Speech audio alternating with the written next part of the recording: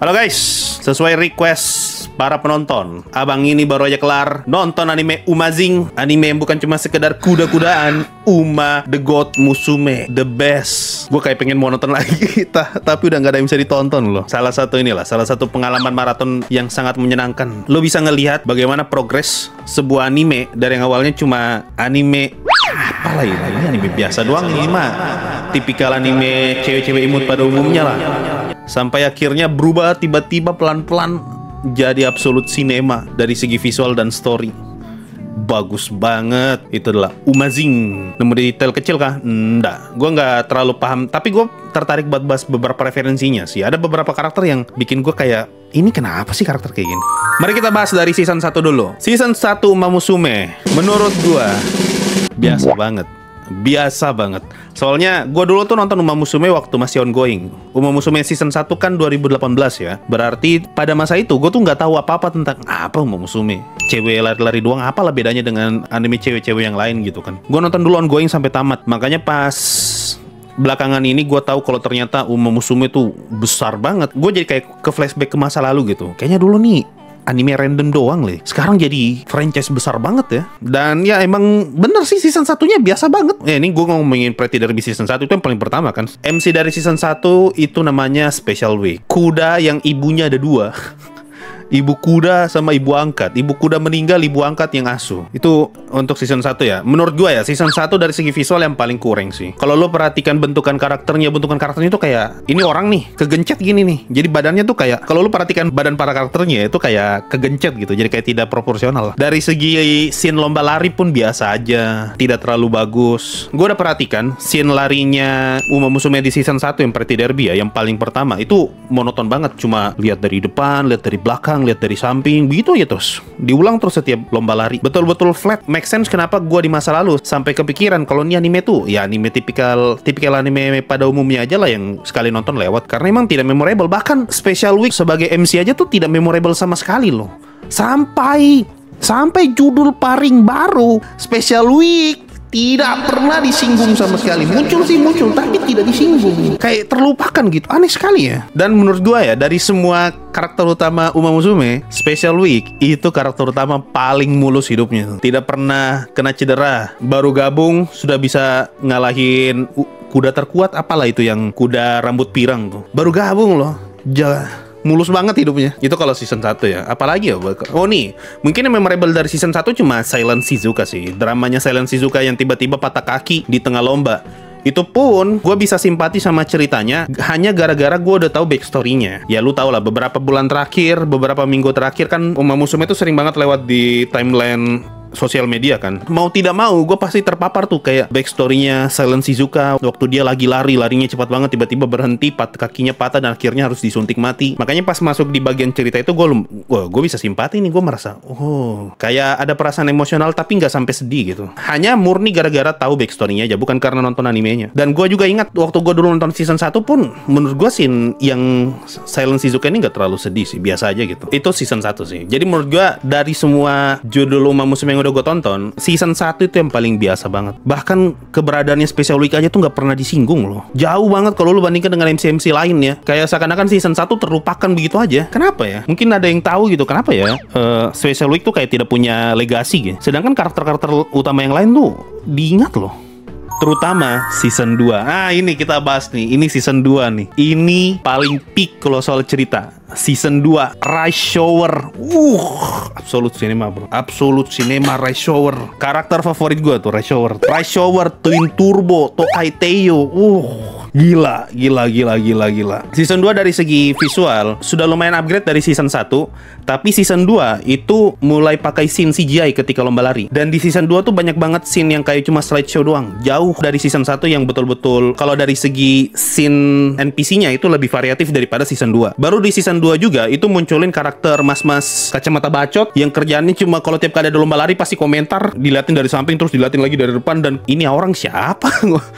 ngomong bacot sendirian gitu. Itu season 2 tuh. Itu menurut gue yang kurang dari season 2 itu kemunculan abang-abang bacot itu tuh, sama penggunaan CGI yang mulai kelihatan ada CGI. Tapi berkat ada CGI ini, scene lomba larinya jadi lebih variatif dari segi angle. Tidak kayak season 1 yang cuma depan belakang sama samping. Season 2 ini udah mulai variatif lah dari segi angle kamera gara-gara pakai CGI. Tapi kalau dari segi cerita, season 2 paling absolute cinema, bro.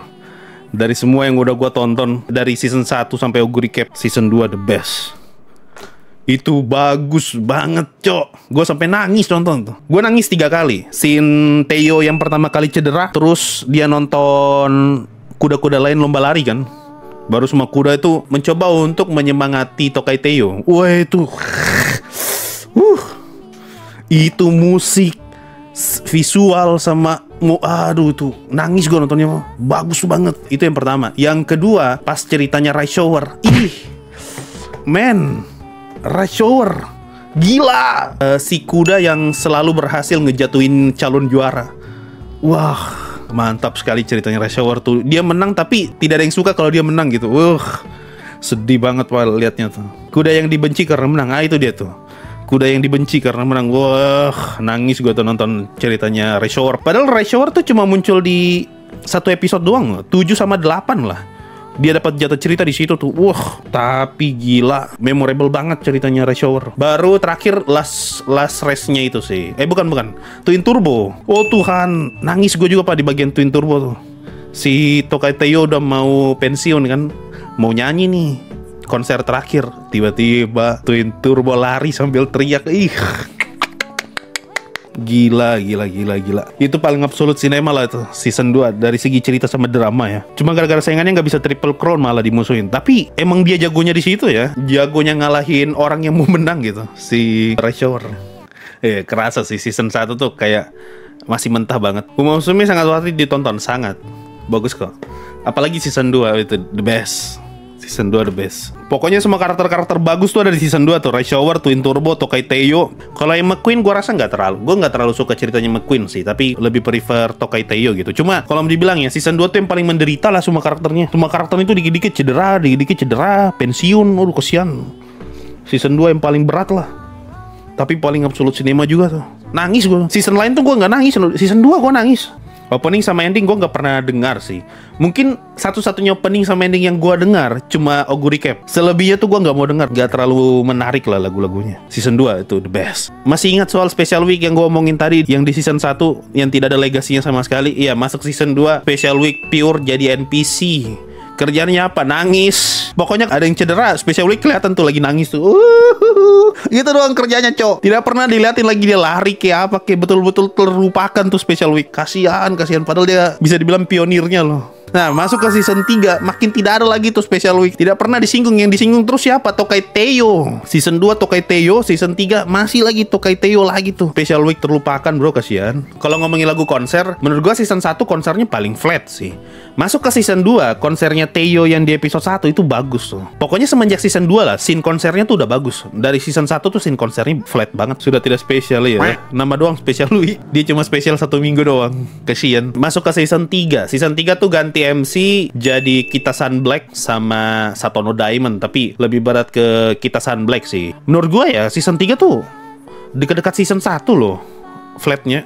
Ada dramanya tapi kayak tidak berhasil ngena gitu. Beda jauh dengan season 2. Cerita season 3 itu barusan bagus. Masuk 3 episode terakhir yang Kita-san Black udah mau pensiun. Di situ baru bagus tuh. Sebelum dari itu kurang banget loh. Gue jadi ingat nonton season 1 sumpah. Kayak kerasa ringan aja cerita. Terlalu ringan lah. Terlalu saking ringannya tidak memorable. Bahkan rivalitas antara Satono Diamond sama Kita-san Black tuh kurang kerasa lah. Jauh banget kalau lu bandingkan sama Tokai Teo dengan McQueen. Rivalitas mereka berdua tuh wah gila banget tuh. Betul-betul menarik banget untuk ngikutin cerita mereka berdua. Tapi masuk di Kita-san Black sama Satono Diamond kurang banget. Baru yang paling kasihan tuh Doramente. Doramente cuma muncul episode 1. Setelah itu udah gak pernah kelihatan. Padahal dimingin-mingin sebagai kuda paling kuat pada masanya kan. Kita-san gak cocok jadi MC. Sangat tidak memorable sih sumpah Kita-san tuh.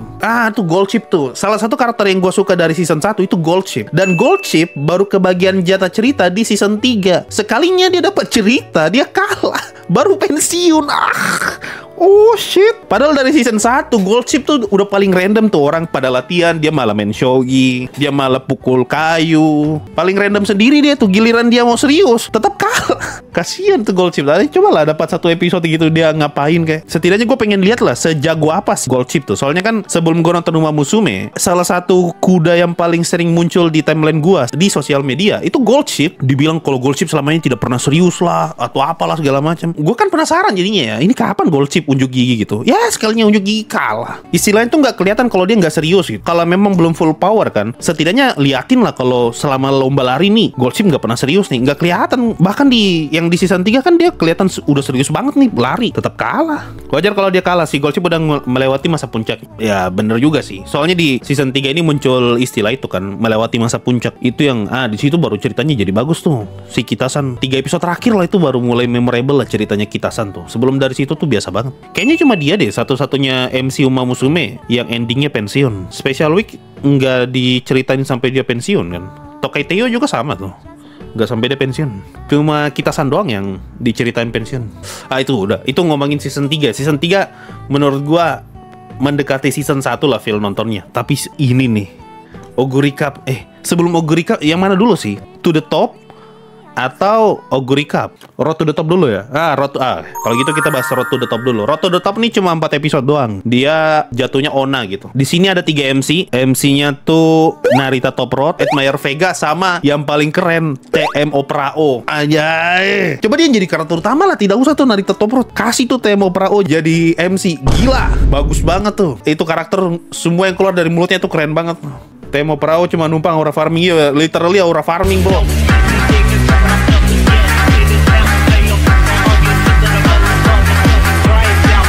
Temo Prao di movie peak sih. Gue belum nonton movie, jadi gue belum tahu lah. Temo Prao di movie berasa las bos. Temo Prao jadi samsak, woi. Temo Prao tuh paling keren. Yang lain tuh pada drama kan. Aduh, aku sedih habis kalah. Aduh, aku tidak tahu harus apa segala macam. Temo Prao, aku pasti akan menang next time. Balapan berikutnya aku pasti akan menang.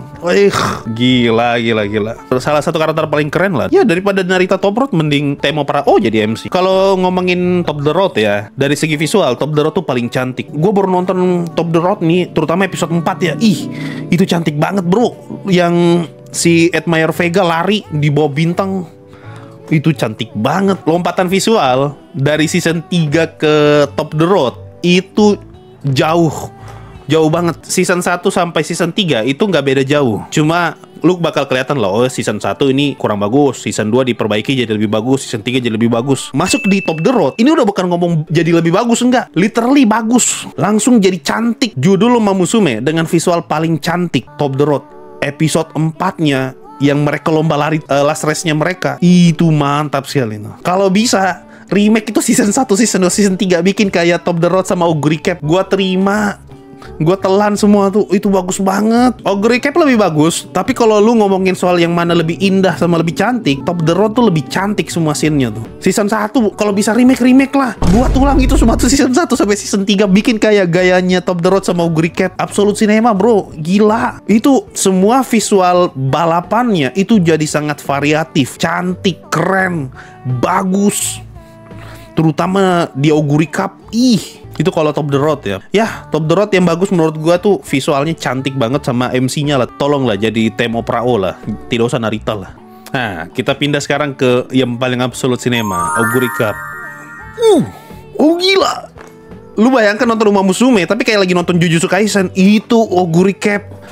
Gila. Gue pas pertama kali nonton, gue kan maraton tidak berhenti nih. Season 1, season 2, season 3. Mau masuk ke Oguri kan gue pengen, cobalah nonton dikit lah, 2 episode dulu lah.